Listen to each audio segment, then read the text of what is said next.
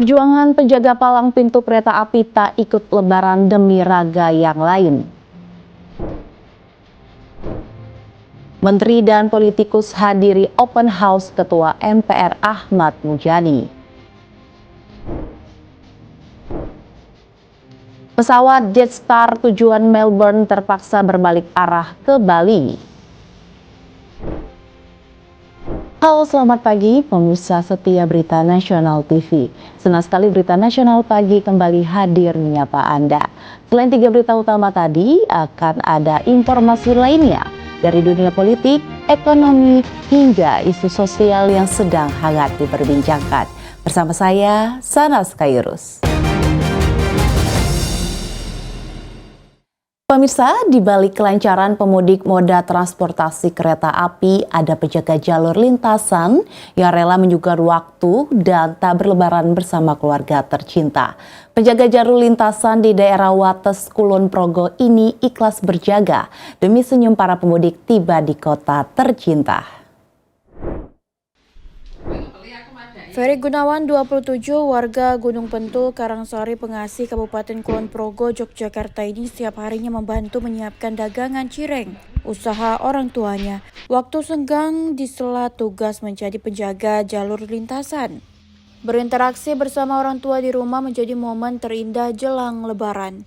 Bagaimana tidak, perayaan Lebaran yang identik dengan berkumpul bersama keluarga, tak pernah ia rasakan demi tugas menjaga kelancaran arus mudik setiap tahunnya.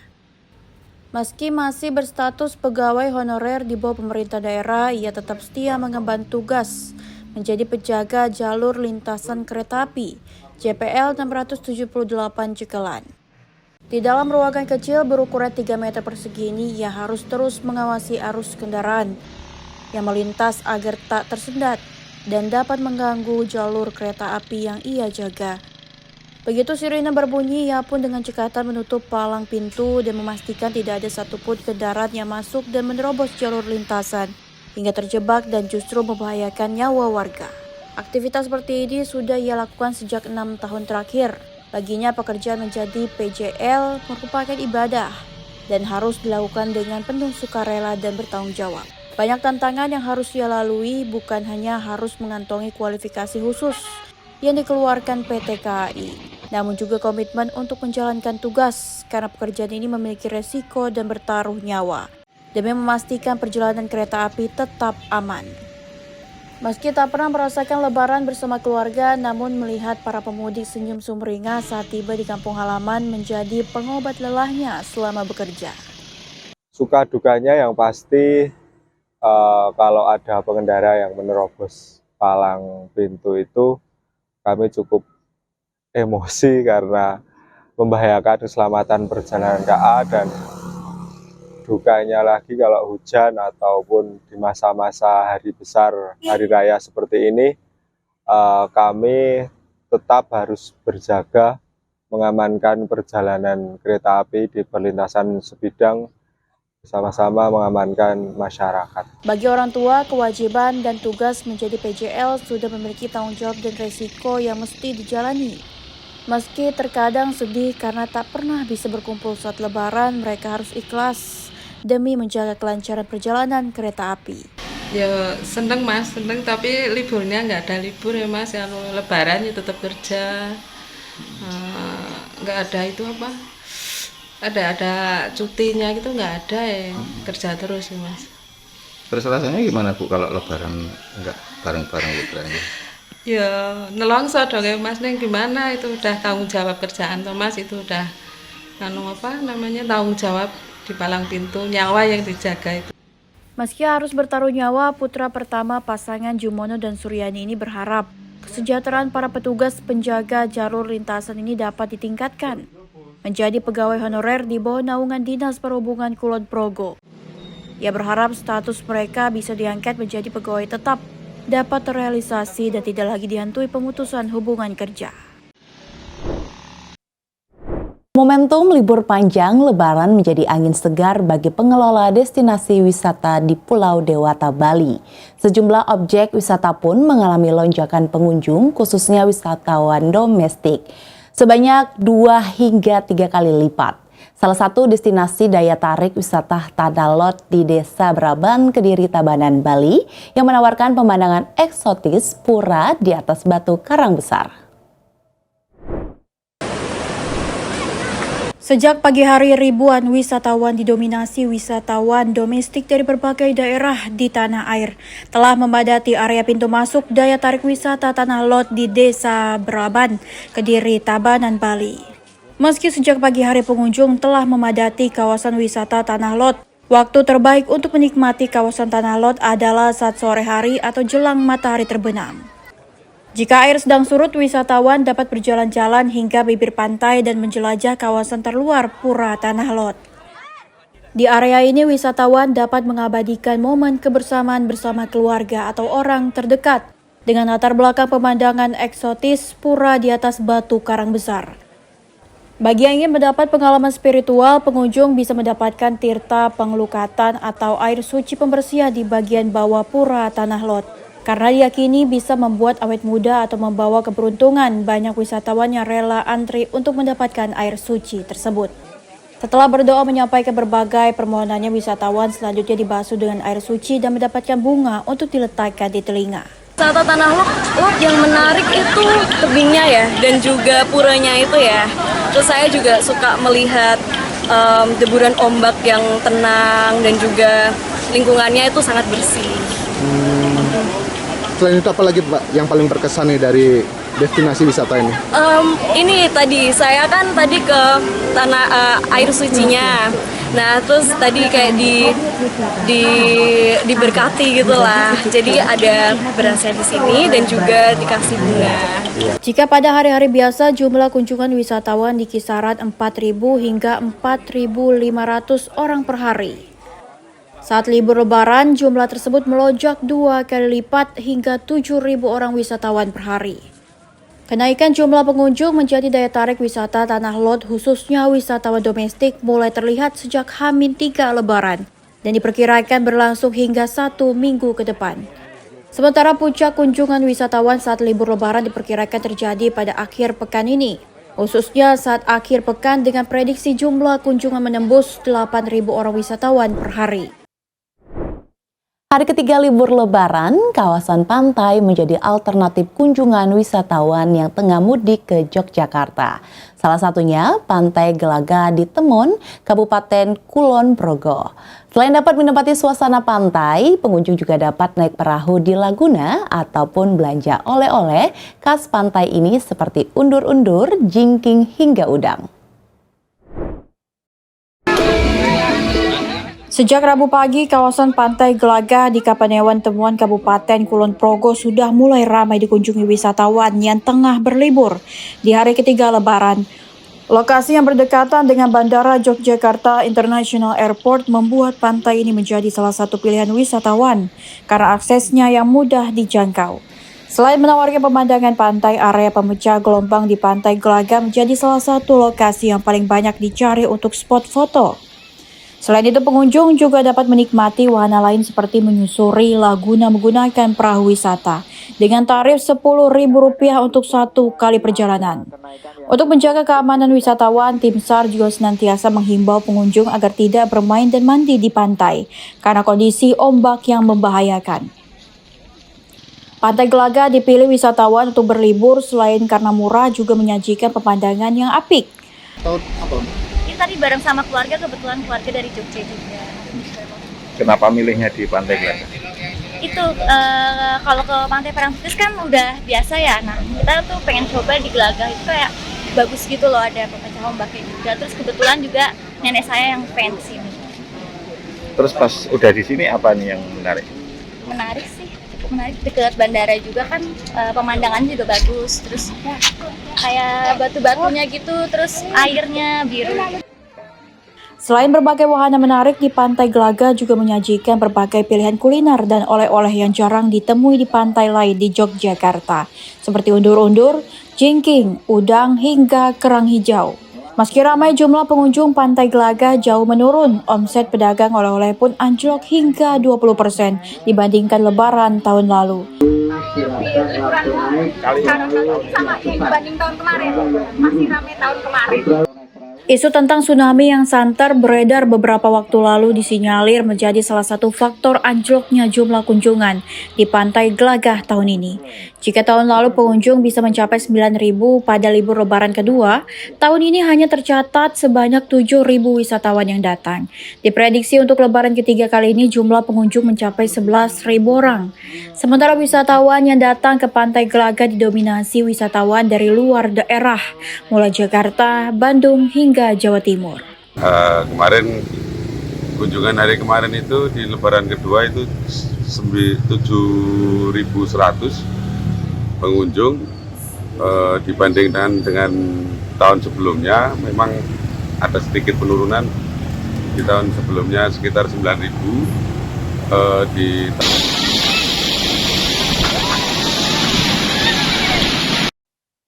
Sejumlah menteri, politikus, dan pengusaha menghadiri gelar Gria atau Open House yang diselenggarakan oleh Ketua MPR RI Ahmad Muzani di Rumah Dinas Kompleks Widaya Chandra, Jakarta pada Rabu 2 April 2025.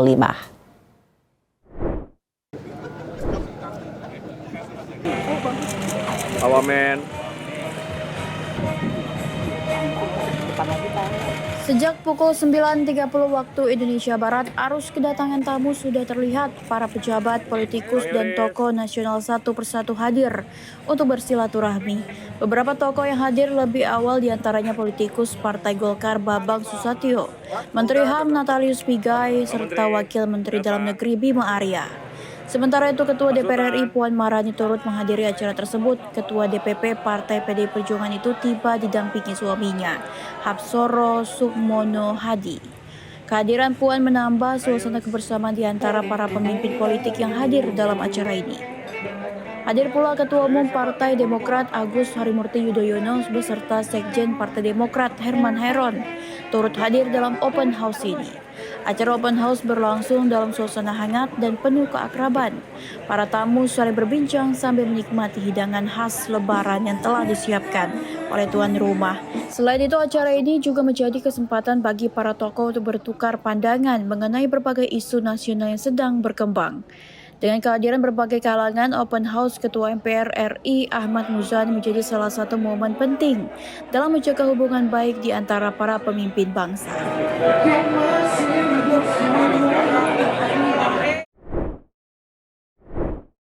Jajaran menteri serta pimpinan DPR, DPD, dan MPR hari ini menghadiri acara silaturahmi Idul Fitri 1446 Hijriah di Rumah Dinas Ketua MPR RI Ahmad Muzani. Acara ini dihadiri sejumlah tokoh politik termasuk Ketua DPR RI Puan Maharani yang didampingi Wakil Ketua DPR RI Supmi Dasko Ahmad. Dalam pertemuan tersebut, para pimpinan lembaga negara berbincang dalam suasana yang akrab dan penuh kekeluargaan. Selepas acara makan bersama, Puan Maharani menyampaikan bahwa diskusi yang terjadi dalam pertemuan tersebut berlangsung cair membahas berbagai dinamika politik terkini.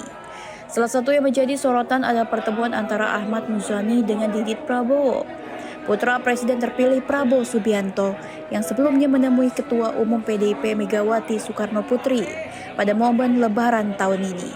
Puan mengungkapkan bahwa dalam pertemuan tersebut Megawati menyampaikan salam kepada Prabowo.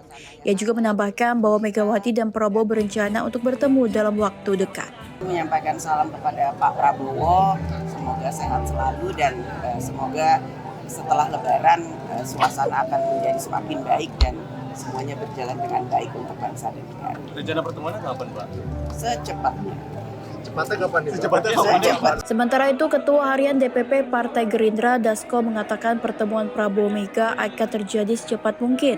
Dasko menyebut mengenai pertemuan tersebut telah ia bahas dengan Ketua DPP PDI Perjuangan Puan Maharani saat menghadiri Open House di kediaman Ketua MPR Ahmad Muzani di Kompleks Widya Chandra, Jakarta. Kan gitu ya. Oke. Nah, itu sama-sama sepakat. Itu secepatnya. Secepatnya kapan? Kita tunggu aja. Tadi sudah sempat ngomong dikit-dikit sih sama Mbak Puan. Pertemuan antara Megawati dan Prabowo menjadi perhatian publik mengingat hubungan politik keduanya memiliki sejarah panjang. Banyak pihak menantikan apakah pertemuan mendatang akan membuka jalan bagi kerjasama politik di masa depan atau sekedar ajang silaturahmi dalam suasana lebaran.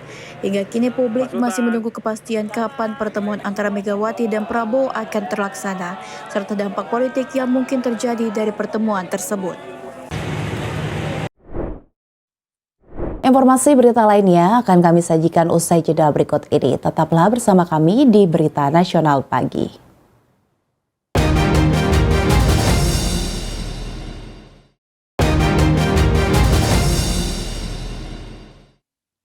Sepi peziarah saat momen Lebaran Idul Fitri 1446 Hijriah membuat omset penjualan kembang di tempat pemakaman umum TPU Tanah Kusir, Jakarta Selatan mengalami penurunan drastis. Pedagang mengaku hasil penjualan tahun ini turun jauh dibandingkan tahun sebelumnya. Pedagang kembang di TPU Tanah Kusir, Kebayoran Lama, Jakarta Selatan mengaku mengalami penurunan omset karena jumlah peziarah yang berkurang Senin siang. Harga kembang yang dijual pedagang ini pun beragam mulai dari paket seharga Rp5.000 hingga Rp50.000.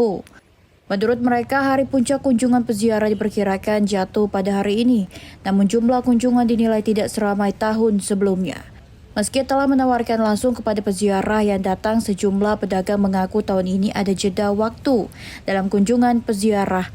Berbeda dengan tahun-tahun sebelumnya yang ramai saat musim ziarah makam di Hali. Sejumlah pedagang mengaku tahun ini ada jeda waktu dalam kunjungan peziarah, berbeda dengan tahun-tahun sebelumnya yang ramai pada saat musim ziarah makam di hari Lebaran. Menurun. Menurun. Iya. Diperkirakan puncak ziarah itu hari ini atau gimana? Hari ini. Puncak ramenya. Iya, hari ini. Ada peningkatan atau penurunan? Sekarang kayaknya sepertinya menurun, Mas. Nggak seperti kayak tahun kemarin. Cara mensiasatinya itu gimana, Bu? Menawarkan langsung ke penjajah gitu? Iya, nawari seperti kayak biasa, cuman pengunjungnya berkurang sekarang. Pengunjung berkurang? Iya. Penurunan omset ini membuat para pedagang harus beradaptasi dengan cara menawarkan dagangannya lebih aktif kepada peziarah yang datang. Dari Jakarta Selatan, tim kontributor Berita Nasional TV.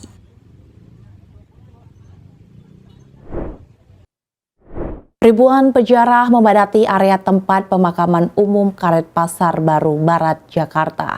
Tradisi ziarah kubur menjadi momen yang tak terpisahkan dari perayaan Idul Fitri bagi umat Islam di Indonesia untuk mendoakan sanak saudara mereka yang telah berpulang. Tradisi ziarah kubur menjadi momen yang tak terpisahkan dari perayaan Idul Fitri bagi umat Islam di Indonesia. Di tempat pemakaman umum TPU Karet Pasar Baru Barat, Jakarta, ribuan peziarah memadati area pemakaman untuk berdoa dan mengenang keluarga yang telah berpulang. Sejak pagi hari, peziarah dari berbagai daerah mulai berdatangan dengan membawa bunga, air kembang, dan perlengkapan lainnya. Beberapa di antaranya bahkan membawa tikar untuk duduk bersama keluarga di dekat makam, membaca surat Yasin, dan memanjatkan doa bagi almarhum. Ziarah kubur pada momen Lebaran merupakan tradisi turun-temurun yang tetap lestari di tengah masyarakat. Tak hanya sebagai bentuk penghormatan kepada leluhur, momen ini juga menjadi ajang silaturahmi bagi keluarga besar yang berkumpul di satu tempat. Iya, kami upayakan setiap tahun pada saat hari Idul Fitri, bisa hari pertama atau hari kedua. Dan juga pada bulan sebelum memasuki bulan Ramadan, kami juga membiasakan untuk ziarah ke kubur. Ibu, selain nyekar, tadi ada doa-doa khusus yang dipanjatkan, barangkali baca Yasin atau tahlil juga seperti itu? Enggak, kami baca doa Al-Fatihah aja, kami kirimkan untuk orang tua kami. Di tengah modernisasi Jakarta, TPU Karet Pasar Baru Barat tetap menjadi salah satu lokasi penting bagi masyarakat yang ingin mengenang dan mendoakan kerabat mereka. Tradisi ini menjadi pengingat bahwa di balik hiruk-pikuk kehidupan kota ada nilai-nilai spiritual yang tetap dijaga dan diwariskan dari generasi ke generasi. Dari Jakarta, Ade Chandra, Berita Nasional TV. Informasi berita lainnya akan kami sajikan usai jeda berikut ini. Tetap bersama kami di Berita Nasional Pagi.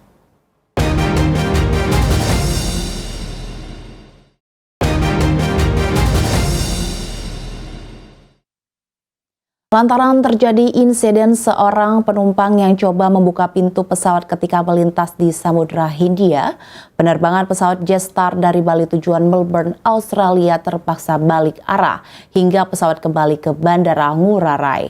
Insiden yang memicu kepanikan ratusan penumpang di dalam pesawat tersebut juga dibenarkan pengelola Bandara Internasional Igusti Ngurah Rai, Bali.